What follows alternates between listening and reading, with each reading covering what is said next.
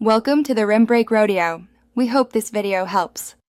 You start by confirming you have the code or public link ready and the correct Apple ID on your device. Open the App Store and make sure you are signed in, then install Testflight if it isn't already present. Once done, tap the Invite link or paste the redeem code into the App Store's redeem field. This triggers Testflight to open.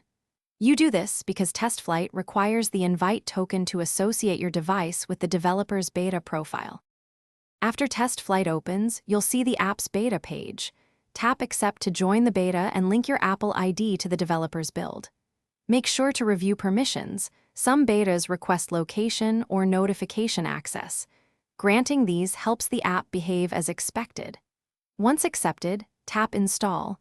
The app will download and then verify its signature with Apple, which can take a moment. This step is necessary to enable in-app testing and crash reporting tied to that specific build.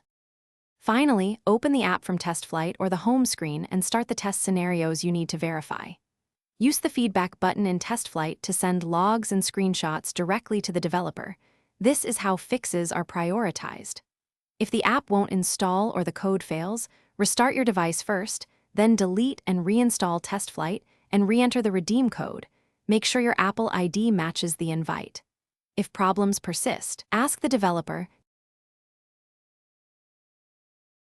Thanks for watching. Consider subscribing if we helped you.